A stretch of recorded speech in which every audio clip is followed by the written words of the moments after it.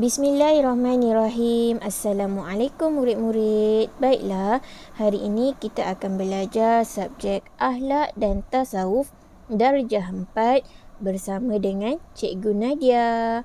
Baiklah, hari ini kita akan masuk pelajaran yang baru iaitu pelajaran 8 dengan tajuk ilmu tasawuf.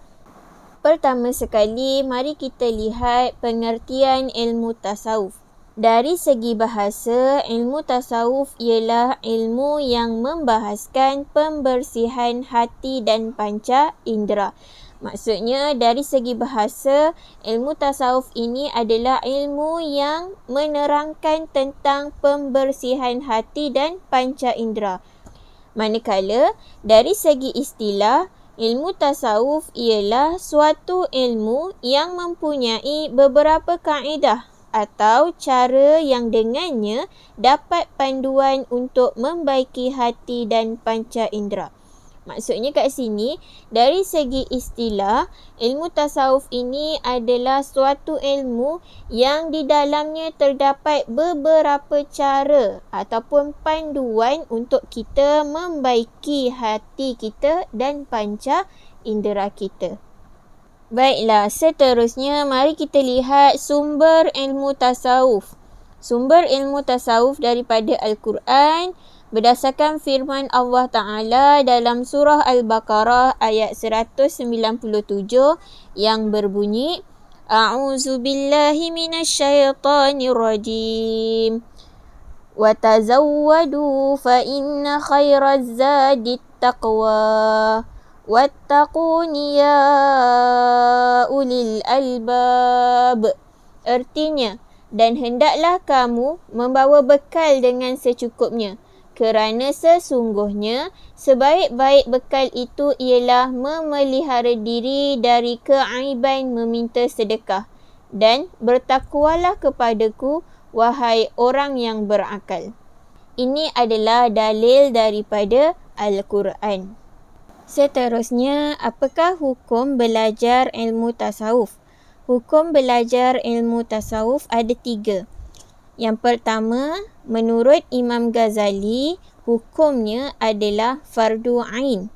Fardu ain maksudnya kita perlu belajarnya.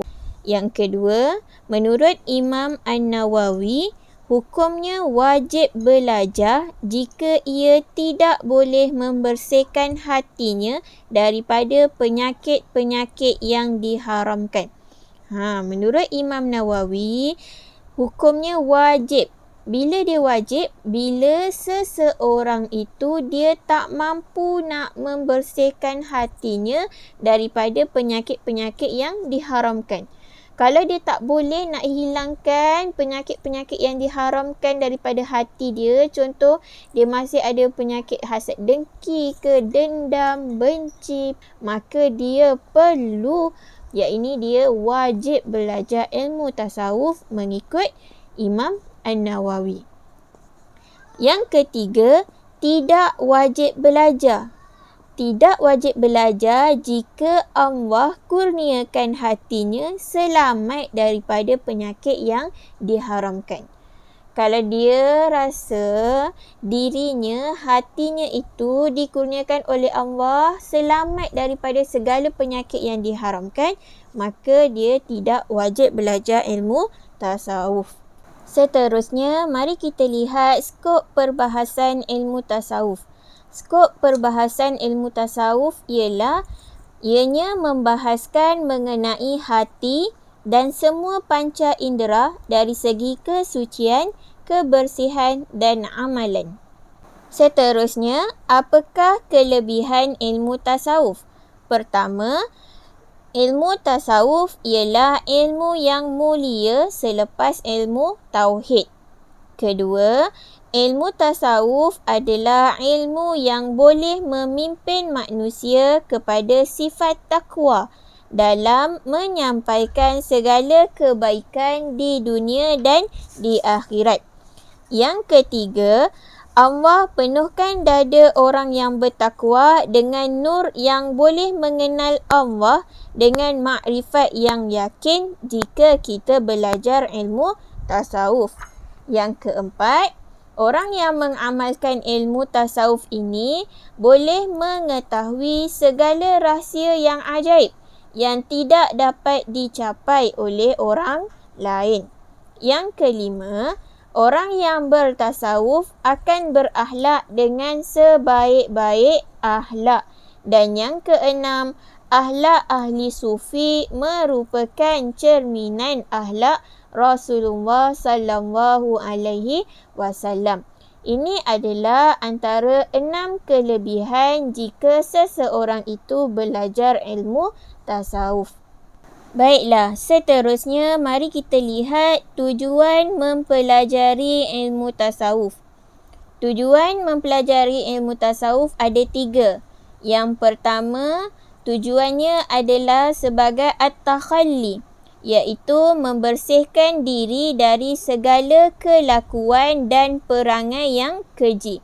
Ini adalah tujuan yang pertama kita belajar ilmu tasawuf. Tujuan dia untuk kita bersihkan diri kita daripada segala kelakuan dan perangai-perangai yang keji. Tujuan yang kedua ialah at-tahalli, iaitu menghabiskan diri dengan sifat-sifat dan amalan yang terpuji. Tujuan yang kedua, kita belajar ilmu tasawuf ini untuk menghabiskan diri kita dengan sifat-sifat dan amalan yang terpuji. Dan tujuan yang ketiga iaitu at-tajalli, iaitu menzahir amalan-amalan baik dan mulia dalam kehidupan kerana mengharapkan keredaan Allah Ta'ala. Tujuan yang ketiga adalah kita belajar ilmu tasawuf untuk kita zahirkan amalan-amalan baik dan mulia dalam kehidupan seharian kita, untuk kita mendapatkan keredaan Allah Ta'ala. Ini adalah 3 tujuan mempelajari ilmu tasawuf. Seterusnya, mari kita lihat siapakah penyusun ataupun wadi' ilmu tasawuf ini. Yang pertama, menurut Al-Arif Abu Qasim Abdul Karim bin Huzan Al-Qashiri, di dalam risalahnya bernama Ar-Risalah Al-Qashiriyah, orang muslimin selepas Rasulullah sallallahu alaihi wasallam ialah para sahabat, kemudian tabi'in, kemudian tabi'in. Ini adalah 3 penyusun ilmu tasawuf, iaitu yang pertama para sahabat, yang kedua tabi'in, dan yang ketiga tabi'in. Amalan tasawuf sudah bermula sejak sebelum Nabi Muhammad sallallahu alaihi wasallam diangkat menjadi rasul lagi. Baiklah, seterusnya mari kita lihat penyusun, iaitu wadi' yang kedua. Pada kurun kelima, orang yang bersih dan tinggi sekali karangannya di dalam ilmu ini ialah Asy-Syaikh Al-Arif Billah Zainuddin Hujjatul Islam Abu Hamid Muhammad bin Muhammad Al-Ghazali At-Tusi, hingga terkenal dengan nama sebagai Imam Al-Ghazali. Ini adalah penyusun ilmu tasawuf yang kedua, iaitu Imam Ghazali. Baiklah, dan yang terakhir, apakah kesudahan jika seseorang itu belajar ilmu tasawuf? Kesudahan kehidupan seseorang itu jika dia belajar ilmu tasawuf ialah ia dapat membawa dirinya kepada kebahagiaan di dunia dan di akhirat. Seperti dalam firman Allah Ta'ala yang berbunyi, A'udzubillahi minasyaitanirrajim. Ala inna awliya Allahi la khawfun alaihim wa la hum yahzanun. Alladzina amanu wa kanu yattaqun. Lahumul bushra fil hayatid dunya wa fil akhirah. La tabdila li kalimatillah. Dzalika huwal fawzul azim.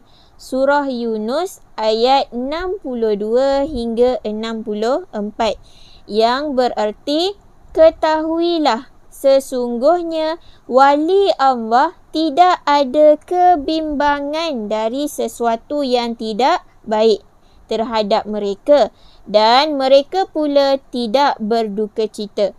Wali Allah itu ialah orang yang beriman serta mereka pula sentiasa bertakwa. Untuk mereka sahajalah kebahagiaan yang mengembirakan di dunia dan di akhirat. Tiada sebarang perubahan pada janji-janji Allah. Yang demikian itulah kejayaan yang besar. Inilah dia kesudahan jika seseorang Muslim itu mempelajari ilmu tasawuf, iaitu boleh membawa seseorang Muslim itu mencapai kebahagiaan di dunia dan di akhirat. Akhir kata, kita mestilah mempelajari ilmu tasawuf supaya diri kita memiliki kekuatan dalam menghayati Islam, iman dan ihsan. Baiklah murid-murid, setakat ini sahaja pelajaran kita pada hari ini. Terima kasih semua. Jumpa lagi pada kelas akan datang. Assalamualaikum.